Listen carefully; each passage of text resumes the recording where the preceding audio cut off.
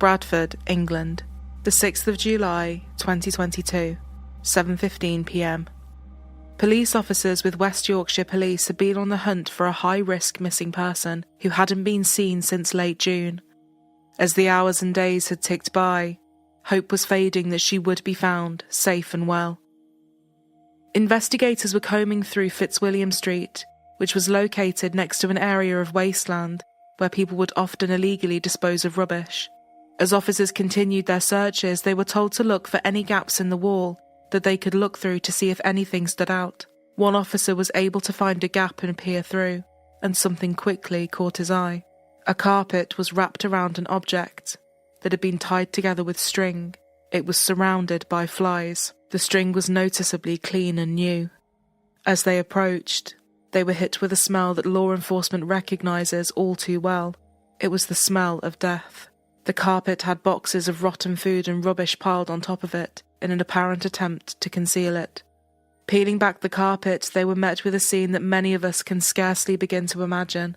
It was the severely decomposed body of a woman who was completely unrecognizable. Although they were yet to formally identify her, they felt sure that this was the woman they had been searching for. Although the hunt for her had come to an end, the investigation into what had happened to her and why was just beginning. You're listening to Truly Criminal, the home of true crime. To see the video version of this case, including the footage and photos, you can find us on YouTube. Just search for Truly Criminal.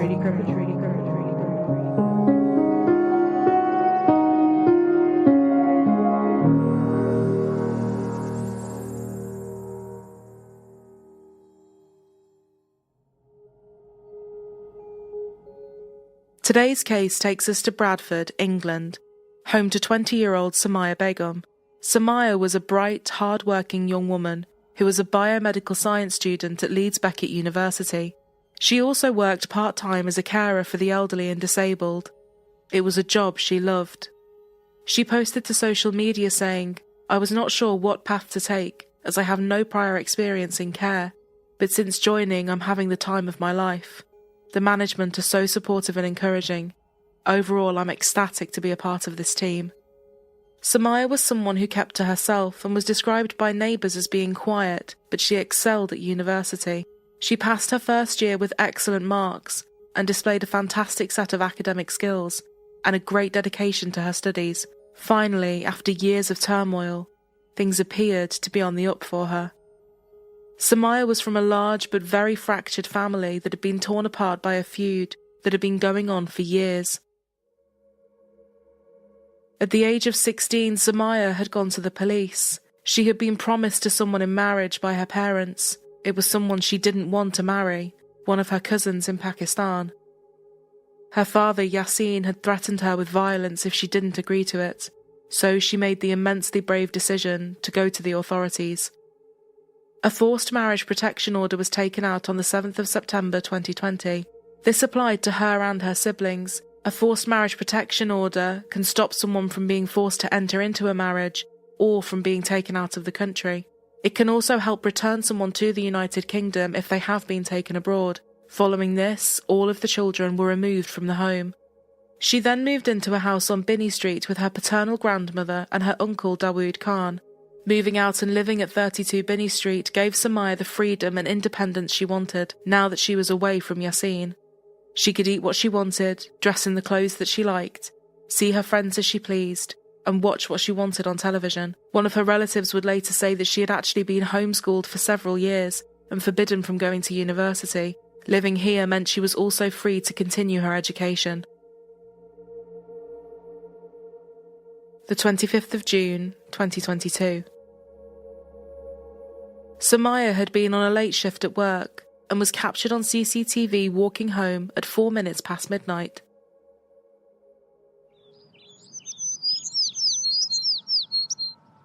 As morning came, it was a normal day in Bradford.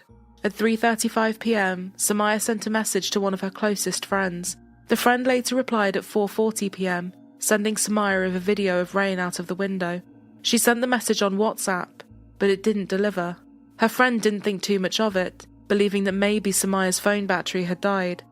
but her friend grew more concerned as time went on and sent another message to Somaiya saying, "Can you text me when you get this, please?" But she still heard nothing. The following day, she contacted Somaiya's family to see if they had heard from her, and she was told that a missing persons report had already been filed. When Somaiya's uncle Dawood had got back to the house on the day Somaiya had last been seen, he said the front door was unlocked, which was very unusual. Upon entering the property, he found Somaiya's uncle and his brother, Mohammed Taruz Khan, in the house at 6:30 p.m. He asked him what he was doing there, as Mohammed was not actually allowed to be at the house, as he was abusive and violent.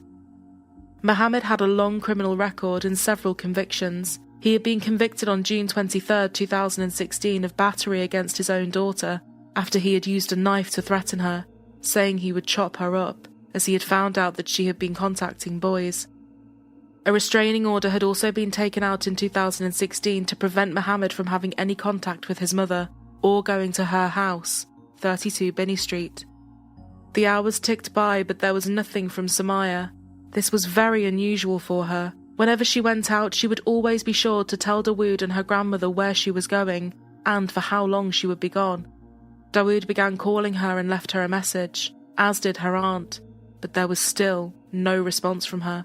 As the panic really started to set in, Dawood again tried contacting his niece. At 11 minutes past midnight, her aunt also called her again, but still could not get a response.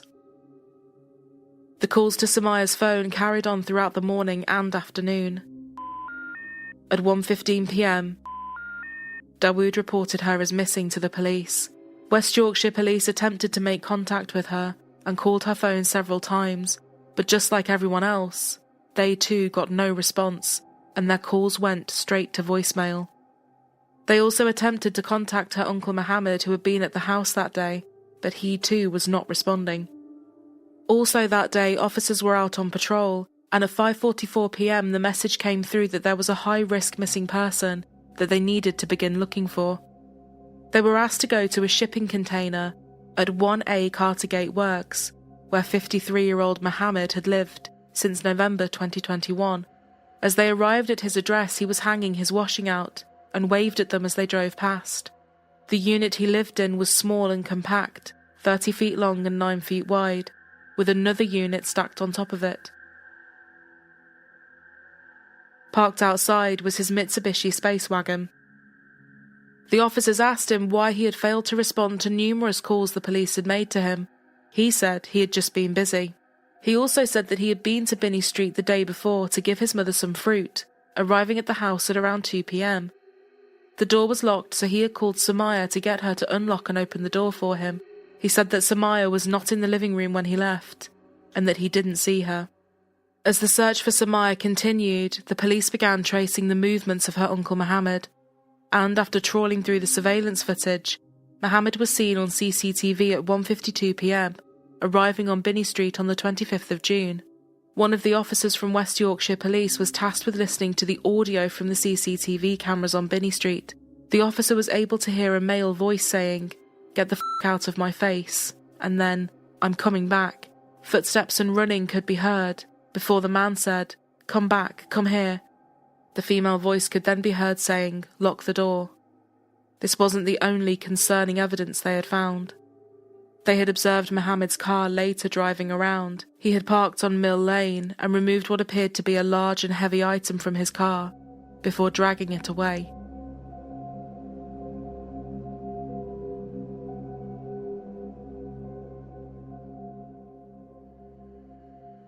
At 5 p.m. on the 27th of June, Mohammed Khan was arrested on suspicion of kidnap. When the officers questioned him, he was quick to say that he had a bad memory, but in spite of the severity of the allegation against him, he appeared to be very relaxed. He said that his relationship with his niece was generally good. As the officers continued to talk to him, at 7:30 p.m. that day, other officers went to 32 Binney Street to conduct a search and take photographs of the property. Later that evening, they went to 1A Cartergate Works, where Mohammed lived, to take pictures too. The officers continued taking more photographs the following day, and they found a smouldering bin by the side of his unit.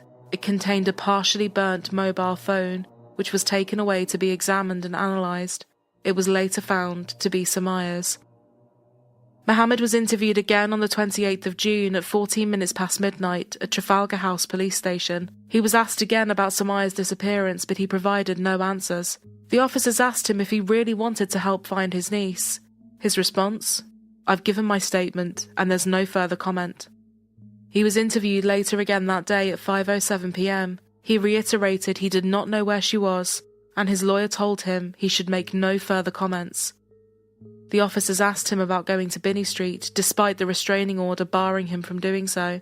He said he had a good reason for going there, but refused to elaborate any further, and answered no comment to all remaining questions. The magistrate granted the police a further 36 hours to question him, but they would later release him under investigation. On the 1st of July, investigators were back at Binney Street, and it was then that they found something that caught their eye. On a red metal table and the underside of the carpet in the living room, they found bloodstains. They were swabbed and sent away to be analysed. They later came back as a match to Somaiya. The officers continued to look at Mohammed and his movements on the day she had last been seen. On the 25th of June, he was captured on CCTV footage, having a key cut for the house on Binney Street, giving him the ability to let himself in. Again, this was a property that the restraining order stopped him from visiting. At 3:49 that day, he was back at Binney Street. CCTV recorded the raised voices of a man and a woman. It was also around this time that there was no more activity on Somaiya's phone. Phone data showed that he had made internet searches to look for big rubble sacks. CCTV footage from the shipping container where he lived showed him reversing his Mitsubishi space wagon towards a container and locking it. The angle of the door blocked whatever it was he was doing from the view of the camera. But he was also wearing gloves.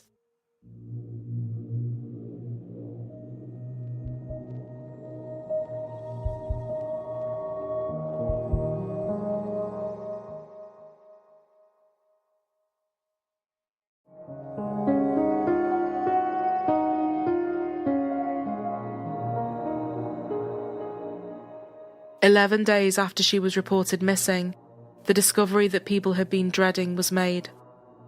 Somaiya's body was found, tied up in a carpet and dumped on waste ground, left to decompose in the summer heat. A post-mortem was carried out. It was discovered that a 4-inch metal spike was lodged in her back. Her lung had been punctured as a result. The pathologist said that this was not in and of itself an immediate life-threatening injury if one were to seek medical assistance, but if someone failed to seek medical attention, it could be fatal, mainly due to the risk of infection. The pathologist said she was satisfied that there was evidence of trauma, including potential assault, prior to death, and that there was nothing evident in the post-mortem examination that suggested natural disease or natural illness. The Home Office pathologist was not able to determine exactly what Somaiya's cause of death was due to the level of decomposition, especially around her head and neck, but the police said she had been subjected to a vicious and sustained attack. The news was devastating, and many people were affected. The head of her course at Leeds Beckett University paid tribute to her, saying she was a dedicated student who was well liked by her peers and tutors. On the 6th of July at 9:10 p.m, officers arrived at Mohammed's address, and he was rearrested, this time on suspicion of murder. It was now his 6th time being interviewed by the police, beginning at 4:41 p.m. on the 7th of July. He was told that the previous day the police had found the badly decomposing body of a woman, and although they were yet to identify her, they strongly believed it was Somaiya they had found. He said he had no clue what they were talking about, and when asked if he was the one responsible for her death, he replied, "Definitely not." He was asked about his movements on the day she had last been seen, and said he had just been driving around with nowhere to go in mind, as he simply enjoyed driving. The officers asked if he had been driving around to try and find a place to dispose of Somaiya's body. This was something he denied. Why had he parked so close to where her body would ultimately be found? He said it was a free country and he could park there if he wanted to, saying it bore no relevance that she would later be discovered there. Why had her phone also been found burning in a bin next to his unit? That could just be a coincidence, he said. He said he was really upset at the thought of a family member being treated in this way, explaining that he wasn't violent and he believed most people would describe him as a fantastic person. They questioned him as to why he had had a key cut to the property, and he told them it was because his mother had just had a heart attack, and it was not so he could go back to the house to remove Somaiya's body. His seventh and final interview was conducted at 1:04 p.m. on the 8th of July. The officers played him the CCTV footage, and, once again, he had no comment to make. He was asked about the CCTV footage that showed him removing something heavy from his car. He said it was just rubbish. "All I know is this is a rubbish tip, so I thought it would be a good place to tip some rubbish," he said. He was quizzed about the metal spike that had been found lodged in Somaiya's body, but he said he didn't know what it was. He told the police he thought they were obsessed with trying to put the blame on somebody to make it look like they had been doing their job, adding that he felt he was being forced to take the blame for something that he hadn't done. His protestations of innocence made no difference. He was charged with murder and remanded in custody. He would later appear in Crown Court on September the 20th via a video link from HMP Leeds to enter his plea. When asked what his plea was, he replied, "Not guilty, ma'am." He denied the charge of murder, but he did admit to perverting the course of justice and disposing of her body, as well as trying to destroy her phone. At Bradford Crown Court, Mohammed Tarouz Khan went on trial, with Mr. Justice Garnham presiding. Prosecutor Jason Pitter said Somaiya had met a traumatic death following a violent attack at her home. He said that her body was dumped and left to rot and decompose on wasteland like rubbish, such that she was not recognisable. His previous statements that he knew nothing about her death would later change in court. Mohammed's lawyer said that his client had been summoned to Binney Street to dispose of her body, adding he knew nothing about the death until after Somaiya had been killed. Mohammed did not give evidence during the trial, and the prosecution said, "We say the proper inference to that is because he simply cannot answer, because he is guilty." In terms of what Mohammed's motive could have been, it was put forward that this was a so-called honour-based killing, rooted in the fact that Somaiya had allegedly brought shame upon the family by refusing the marriage in Pakistan. Mohammed's lawyer said that his client would have no motive to kill Somaiya, and said that his brother, Somaiya's father Yasin, would have a motive. Somaiya's aunt said that Yasin had been humiliated and incandescent with rage after Somaiya had reported him to the police over the forced marriage, but Yasin would not be there for the trial to hear any of this, as on the 8th of January he had gone to Pakistan on a one-way ticket, after entering into an Islamic divorce with his wife.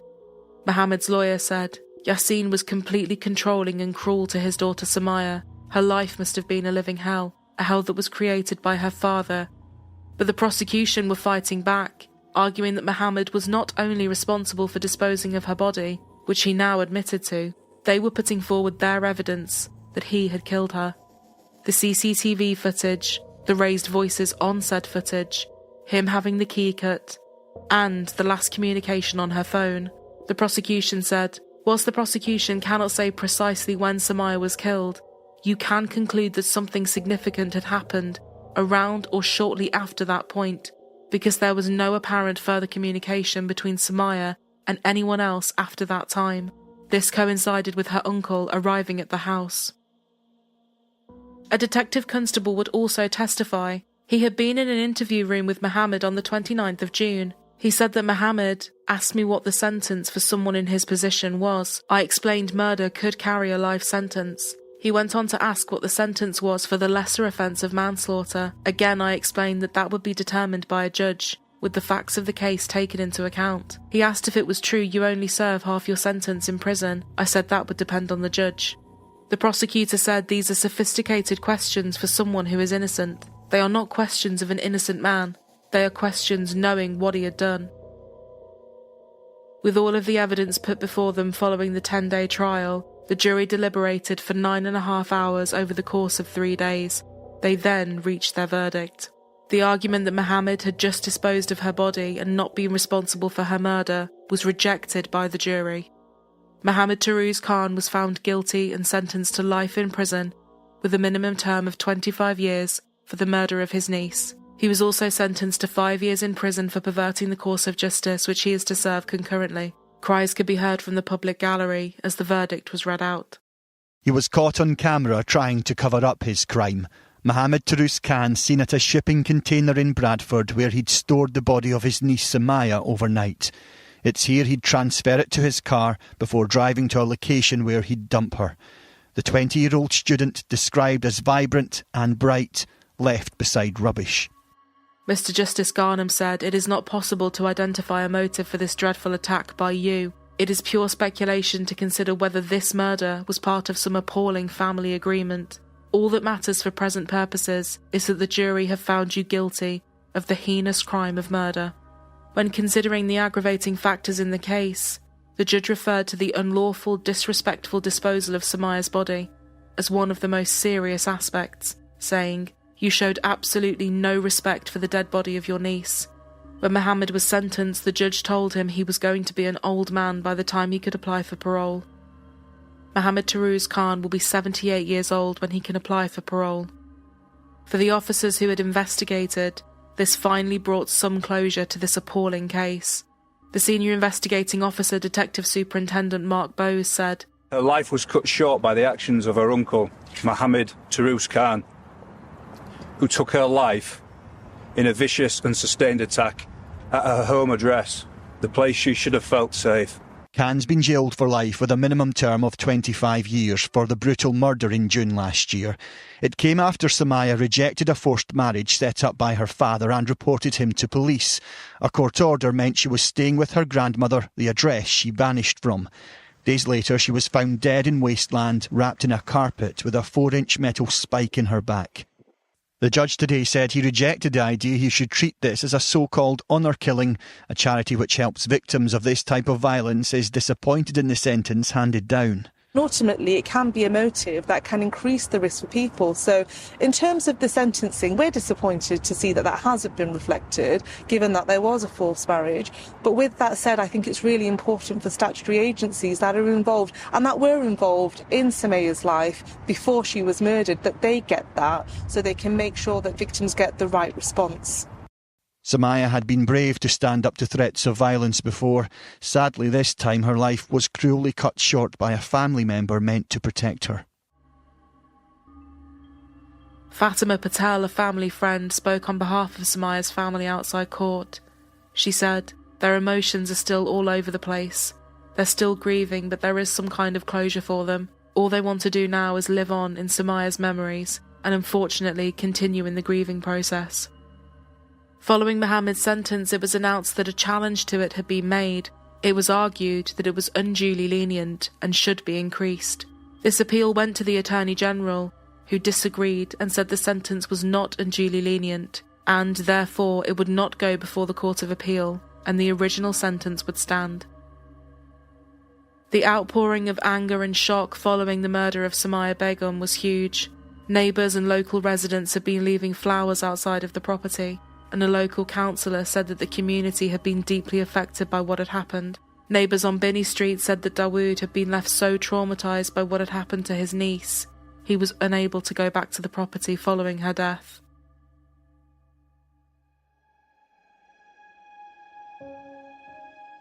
Somaiya Begum was 20 years old and had her whole life in front of her.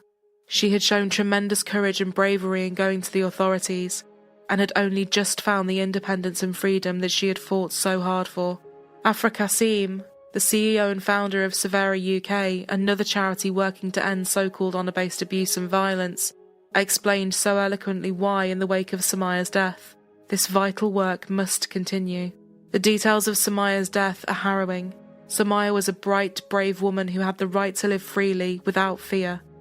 Today we remember her as the smart, courageous student she was while renewing our pledge to end honour-based abuse and harmful practices. We must be clear that honour-based abuse and harmful practices are not a part of culture or any religion, but violations of human rights. Culture is something beautiful to be celebrated and is not an excuse for abuse. Our thoughts go out to those affected by Somaiya's death, including her courageous family members who gave evidence during the trial. In her memory and in the memory of everyone lost to honour-based abuse, we will continue vital work to safeguard and advocate for those at risk, and campaign to end honour-based abuse and harmful practices for good.